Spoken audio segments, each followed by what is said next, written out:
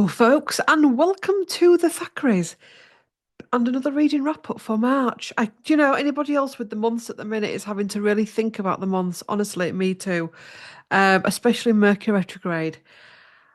How have you all found March from a perspective of reading? I have found it, I think it's been the strangest month for reading I have ever encountered in my life as a reader. Let me just take these things off that have come up on my screen to disturb me. Back to the screen.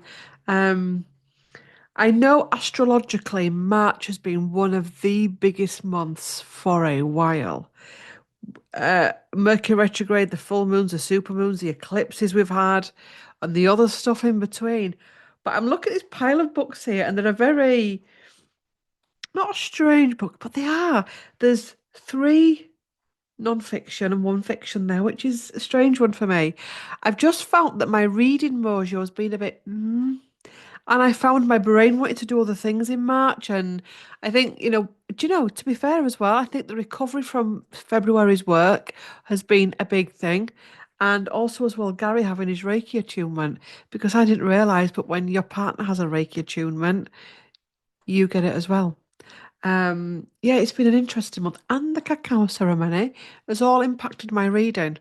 I know when I went to the cacao ceremony, I was like, I'm going to take my books, I'm going to do this, I'm going to hit the pool, I did the gym, didn't hit the pool because of lady stuff, but very rarely read because when you come back from that cacao ceremony, you're so wired, it's really hard to get into reading.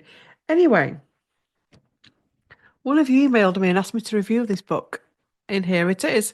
This is The Let Them Theory by Mel Robbins. And I really got into this and I really loved it. And then I did something stupid and came across all the online backlash against Mel Robbins. Um, Long story short, it appears the let them theory possibly wasn't Mel's idea. Let me rephrase that.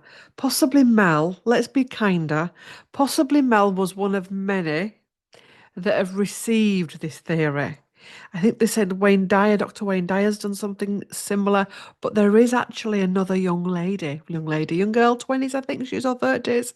I can't remember her name, apologies, that literally wrote about the let them theory on her blog, on her Instagram. She did the let them and let me, which is what Mel talks about. She did the whole tattoo thing where let them have let them written, the words let them written, tattooed on their arm or whatever. There's been a bit of a backlash been online about Mel, and predominantly, well, all the videos I've seen, all the content I've seen have been predominantly women going after women, which seems to be the norm at the minute for some strange reason.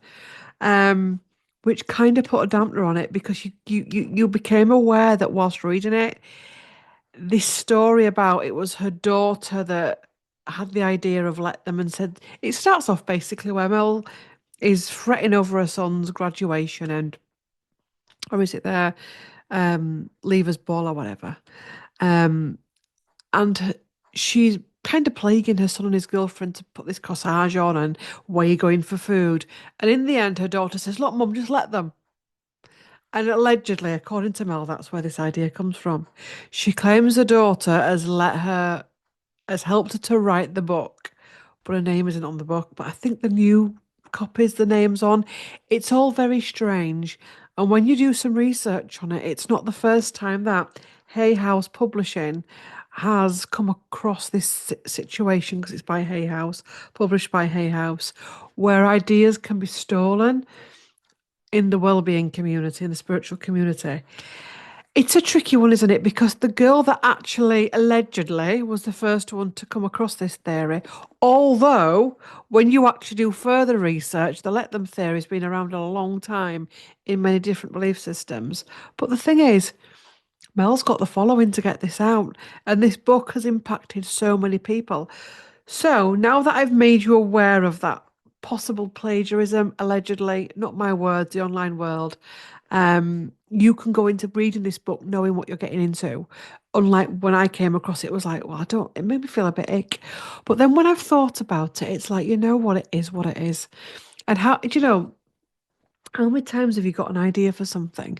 You've not mentioned it to someone and somebody else comes up with that idea. Things do buzz around our universe and get picked up by various people. And, someone like Mel has been able to get this theory out there. I think it's a helpful book. I think it's an interesting book. I think if you allow it to, it will help you and it will help you to heal aspects of your life and it will free you from being a slave to what people are thinking about you and that actually it doesn't matter. It will let you go forward with your life. It does get a little bit repetitive in some places. It was like, oh my God. And there are some bits in it where like you feel Mel's like because Mel can be a bit like that in her podcast. It is who she is. But if you don't like that type of writing, but the part where she gets like that, and I think this has also triggered women, but they're not going to be honest about it, is where she talks about women in sexual relationships and what women are putting up with in intimate relationships and how we are basically or have been selling ourselves self short in the dating game and not reading the signs when the signs are obvious that they're not interested in you, the other person. So I am also wondering if a lot of women that have kicked off on this book have been triggered by aspects because Mel, there is a bit where Mel really goes for those core wounds. Well done, Mel. I am all for triggering people because that's how we heal. So I went straight from one trigger into boom, another trigger. The Cult of Trump by Dr. Stephen Hassan, PhD. I read this book simply because I have clients in the US and some clients are struggling with the whole Trump thing. And I wanted to try and understand the layout in America. And this has helped. It's explained things about America I wouldn't have known, the politics, the cult of Trump. I'm not saying that, and I don't think even think the author is saying that everyone that votes for Trump is in a cult. He's saying there is this culty energy within some sectors of it, where people will not listen to a different perspective. They will not. We know what cult behavior is, and he talks about that. I will say, if you're in pain or if you're deeply suffering in relation to Trump, I hate saying to people, this is the book for you or this isn't the book for you, because ultimately this book could help you. I would just go in being aware that there's bits in it that I got to and you had to take a breath because it's quite painful about the system and how this has been allowed to happen. And I can imagine if you're in pain with it or if you're in the country and you're deeply triggered by it, you will have to get this book, but read it and be very mindful of yourself when you're reading it. Don't read this, don't come to this book thinking, "Woof, I'm just going to read it all in one sitting." Because literally, for some of you, it may be that you can just read one paragraph. It does go into how to approach family members or friends or work colleagues that are literally in the cult of Trump. And it does say not everyone that votes for Trump is in a cult, but there is an issue there. And when people cannot see the other side of the story, etc., etc., etc., and it tells you what not to say to them. And that's been helpful for me for the video content I do and for the clients that come in that are in the cult of Trump, because that happens also, of basically what not to say, and how to approach it. Interesting book, well written, well researched, um, but it packs a punch on every level. Okay. The next book I read in March was this one. It's called The Confession by Jessie Burton. It's one of the books I got from Barter Books in Alnwick. And when you get a book, and maybe we shouldn't even buy books when we're in this vibe, but sometimes, especially in Barter Books, when you don't live in Northumberland and you barter your books, you get your money, you've got to spend it there. Because I don't know if I'm going to be to Northumberland. I may never go to Northumberland ever again, or it may be 2 or 3 years, depending on what life brings to the table. So sometimes in Barter Books, I feel that you can buy books without really thinking it through. And I thought this book was going to be one of those, but I ended up really enjoying it. Um, I started it, but then went straight onto why did I even do that? Why did I start this book, but then went straight onto this? I can't remember. I can't remember why I did that. I don't know if it was because I had some sessions coming up where I'd need the info. I don't know, something like that. Or it was kind of like, stop pissing about reading this when you need to read the Trump book.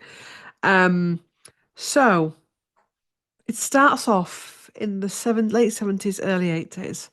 A woman goes to meet a friend on Hampstead Heath, but bumps into another woman, and they form a lesbian relationship.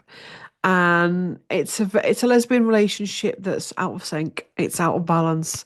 One of them seems to have more power than the other, and it's a time slip one. So it's your present day and the other past.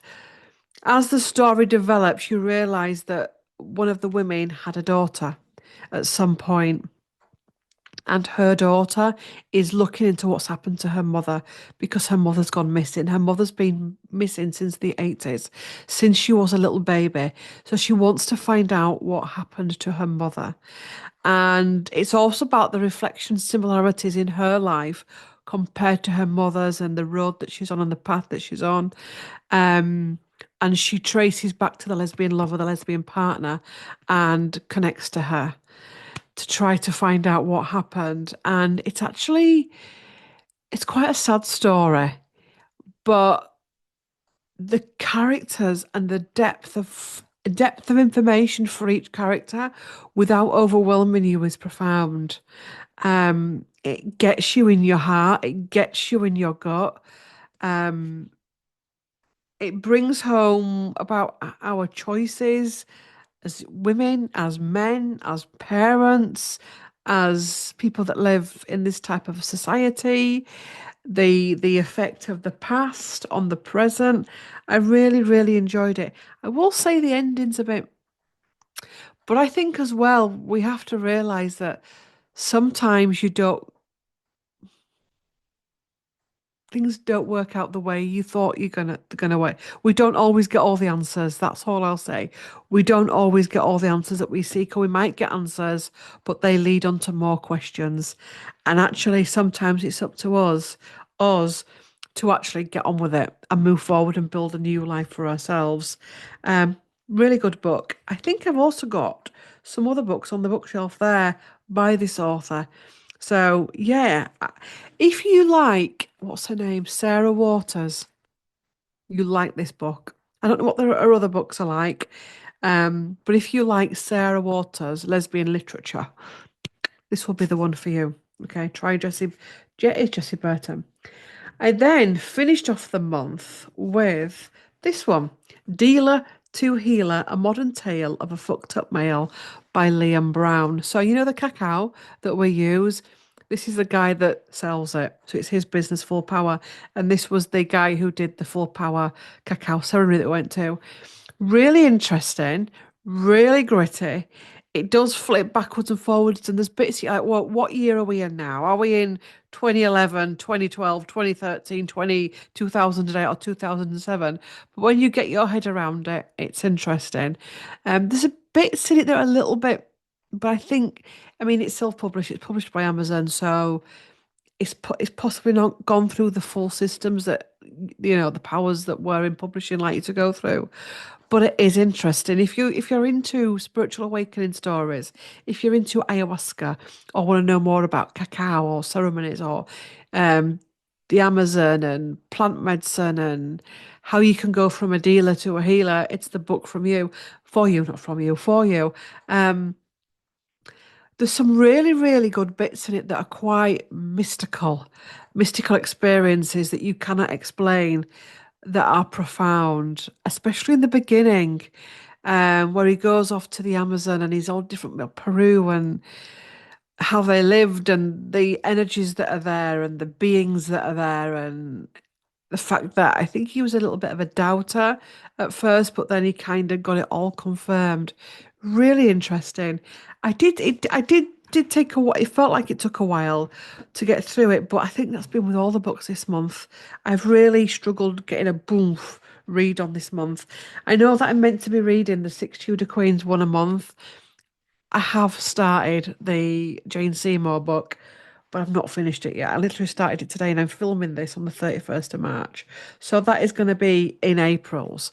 I may make up for it and read two. Well, that'll be four books actually. Two Tudor books in April. So let me know if you've read any of these. Let me know if you would like to read any of these. Um, let me know what you've read in the comment section. I'll go through the books again. So, because I'm not writing them in the bump down below because we've got a lot of channels at the minute, so and a lot of stuff going on. So I'm trying to work smarter, not harder. So, Dealer to Healer by Leon Brown. The Confession by Jessie Burton. The Cult of Trump by Stephen Hassan. And The Let Them Theory by Mel Robbins. And that's it, folks. Let me know in the comments what you've read in March, what you're planning to read in April, and I'll see you same time, summertime in April with the April wrap up. Yes, thanks for watching. Love to all. Like, comment, share, and subscribe. And go. There is a play. This isn't a Holy Booktube channel, but there is a playlist on here called Booktube. So any bookish content that I do, I will put in there. I've been a bit slow on it the past couple of months, but energies have been intense, work's been intense, other content's been intense, and yeah, life's been a bit intense as well. So thanks for watching, thanks for your patience, and I will see you in the next one. Bye.